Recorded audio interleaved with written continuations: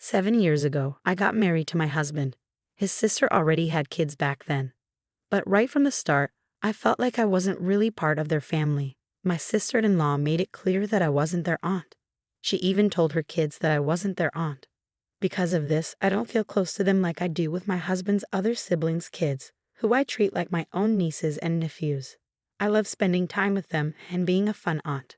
I've done things like painting their rooms and taking them on trips because I like being creative and making them happy. Even though I'm a mom now, I still love doing these things for my nieces and nephews because they're like my family, and I never really had one before.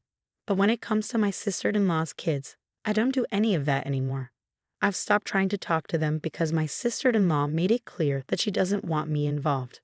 I don't want to cause any drama or trouble by interacting with them since it seems like she doesn't want us to connect. Now, our kids feel jealous and left out because their cousins have cool stuff in their rooms and get to do fun things, while they don't. When my sister-in-law confronted me about it, she blamed me for making her kids feel that way.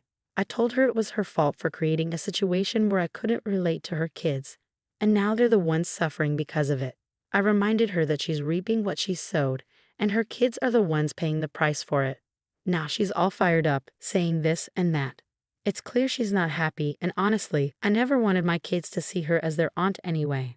The rest of the family just shakes their heads at her antics, but I know this tension isn't helping anyone. I do feel bad for her kids though. I can't help but wonder if I've made things worse. She doesn't see me as family to her kids because we're not related by blood or adoption. I don't think I'm in the wrong here, and it's frustrating to see the family dismiss her behavior. If anyone confronted me about it, I'd explain that I've always respected her role as a parent, even when she asked me to step back from being an aunt years ago. It hurt, but I understood and never crossed any boundaries. It's unfortunate that things turned out this way, but I had to respect her wishes. I didn't set these boundaries, I just followed them. When she complained to OP could have responded, "Do I know you?"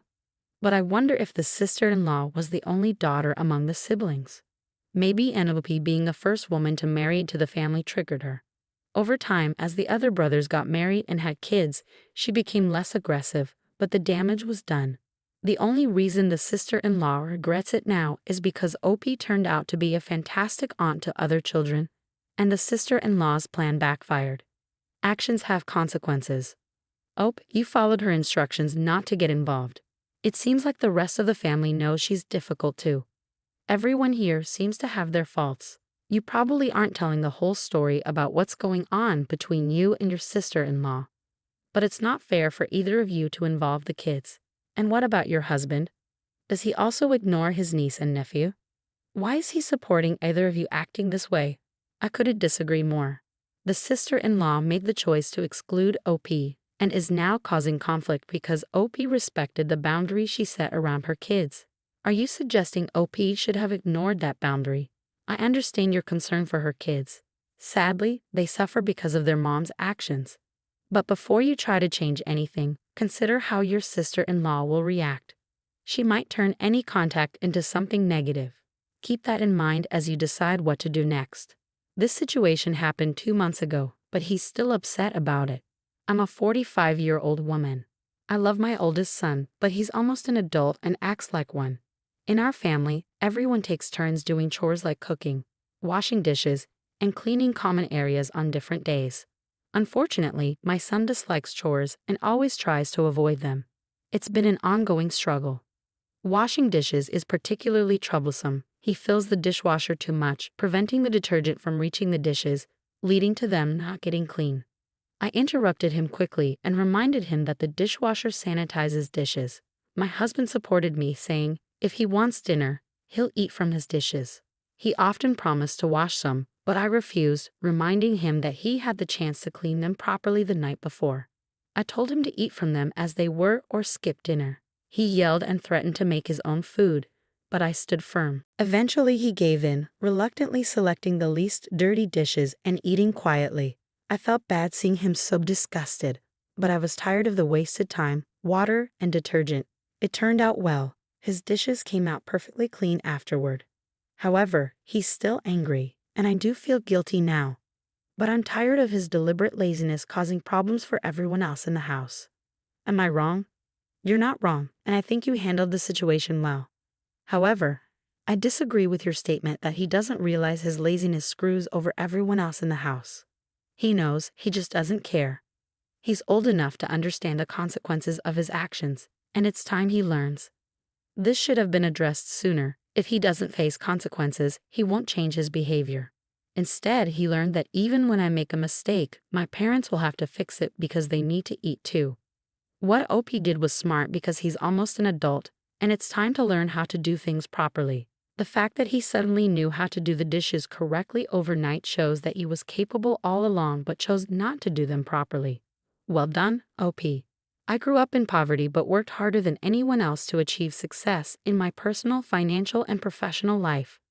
My family often had to choose between bus fare and a meal. So when I became financially successful, many people approached me for help. I helped them out of compassion and understanding, knowing how much a small gesture can mean to someone in need. However, many of those I helped started to see me as their personal ATM. I never faced this issue with people who were already financially stable. They would have been embarrassed to ask. While I don't spoil my kids, we do live comfortably in a nice house in a good neighborhood, and I expect them to work hard and excel in school. My eldest son, a teenager, got into trouble for telling a peer that he didn't want to be friends because of his financial situation. A teacher overheard and reacted strongly. Unlike that teacher, I took the time to understand the context and facts before responding. My son then began spending time with Austin. Austin would often lament about not having money to participate in activities, so my son would sometimes cover for him.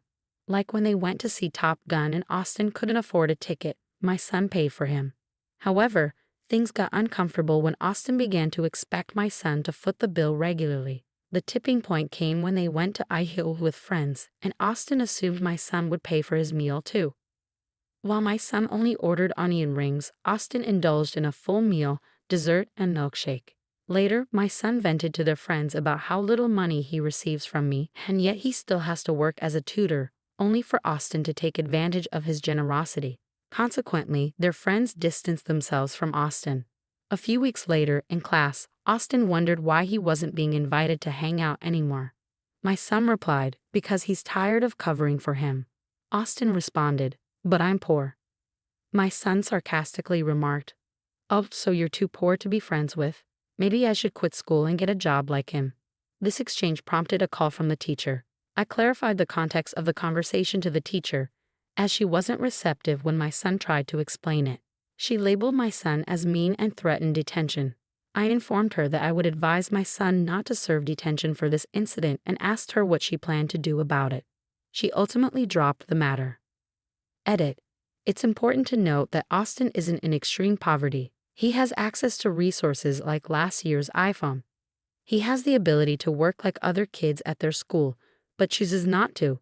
You're not in the wrong here. Consider discussing with the head teacher the emotional toll on your son, who has been coerced into giving money repeatedly, and how the last incident bordered on theft. Your son deserves support in standing up to emotional manipulation and bullying, and he has the right to end the friendship. The teacher should have heard the whole story before jumping to conclusions. Everyone involved made mistakes here. While your son's outburst might warrant detention, it's not ideal for you to interfere with a teacher's disciplinary actions unless there's a significant issue with her approach. It might be beneficial to help your son improve how he expresses himself to avoid more serious consequences in the future. I agree, your son has the right to stand up for himself. But the way he expressed it could have been kinder. A more effective approach would have been to say something like, I don't want to be friends with someone who takes advantage of me, which addresses the real issue without targeting Austin's financial situation. Being overly confrontational with someone who feels entitled might lead to further trouble. Given the circumstances, your son's response wasn't entirely unreasonable. It was a sarcastic retort to someone making excuses for their behavior. The teacher's refusal to listen to the full story and her decision to focus on a poorly worded phrase taken out of context didn't help the situation. I know it might sound odd, but I don't think I'm in the wrong here. I just need some other perspectives on this. My brother, who dropped out of high school, recently got married to his wife, who has similar qualifications, at the young age of 19. I'm 23, just to give some context. The situation is complicated, But basically, my brother's mother-in-law pushed them into getting married because she wanted a grandchild as soon as possible.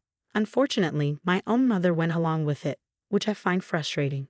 Now my new sister-in-law is expecting, which confirms my suspicions. I know I might seem disrespectful, but I'm not happy about it. We're not well off financially. My dad, who used to be assertive, didn't step in to prevent this situation. Ironically, he persuaded me against attending the college I wanted because of the high tuition fees. To cover the wedding costs, my dad borrowed money from my uncle, his brother, and now he's pressuring me to repay it because my brother and sister-in-law, being young and expecting, can't afford to.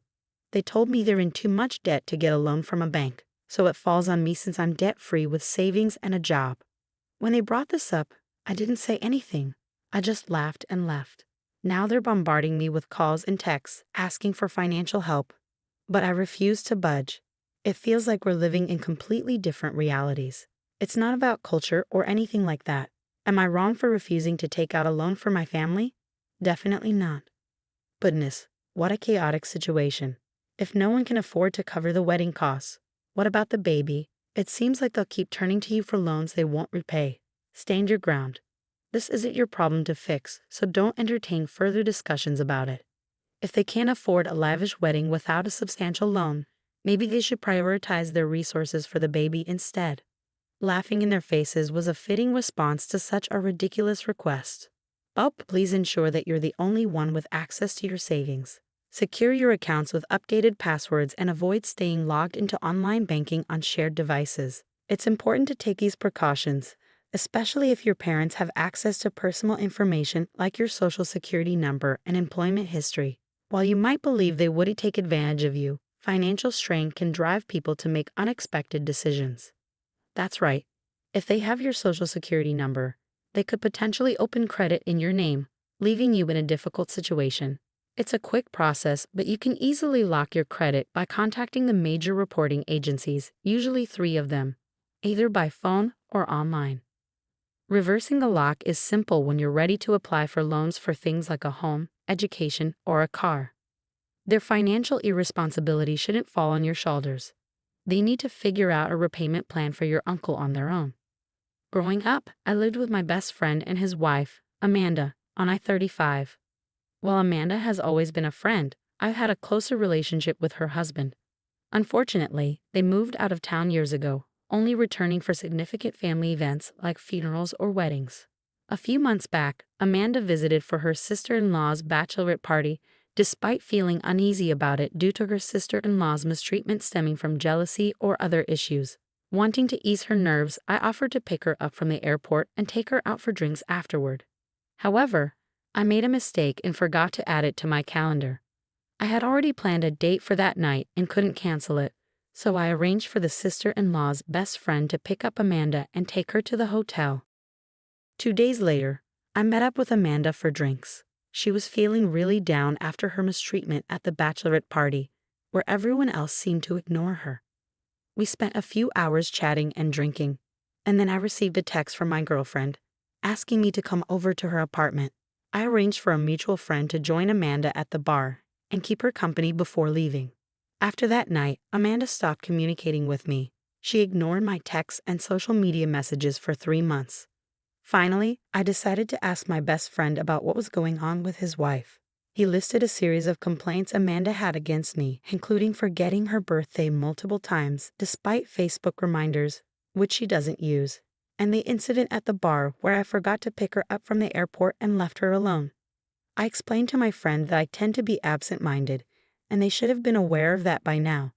I also mentioned that Amanda is overly sensitive and holds onto grudges. I reminded him that I had already apologized to her for everything, so I didn't understand why she was still upset. However, my best friend became angry and is now not speaking to me either. Do you think I'm the one in the wrong here?